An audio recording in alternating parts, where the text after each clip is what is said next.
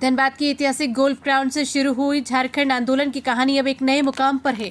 4 फरवरी 1973 को विनोद बिहारी महतो, ए.के. राय और शिबू सोरेन ने मिलकर झारखंड मुक्ति मोर्चा झामुमो की नींव रखी थी।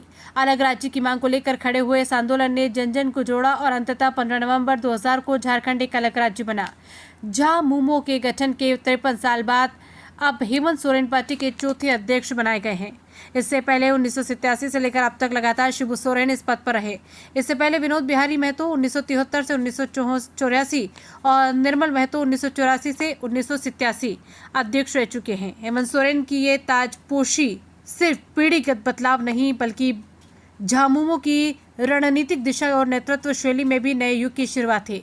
हेमंत सोरेन के नेतृत्व में झामुमो ने झारखंड में एक नई राजनीतिक संस्कृति की शुरुआत की, जिससे युवाओं, महिलाओं और आदिवासी समुदाय को विशेष रूप से प्रतिनिधित्व मिला।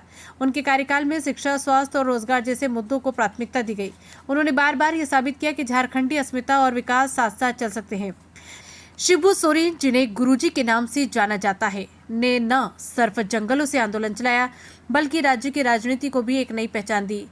टुंडी के मनियारडीह स्थित शिबू आश्रम आज भी उनके संघर्ष का प्रतीक है। उन्होंने जल, जंगल, जमीन की रक्षा को अपना आंदोलन की मूल भावना बनाया और संताल कोल्हान क्षेत्र में झामुमो को एक मजबूत आधार दिया।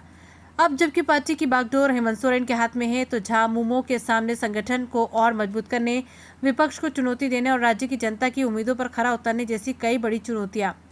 साथ ही देश की राजनीति में झामुमो की भूमिका को भी नया आकार देना होगा। हेमंत सोरेन की ताजपोशी केवल नेतृत्व परिवर्तन की नहीं बल्कि झामुमो की विचारधारा और संघर्ष की निरंतरता का प्रतीक भी है। अब देखना ये होगा कि यह नई ऊर्जा झारखंड को किस दिशा में ले जाती है।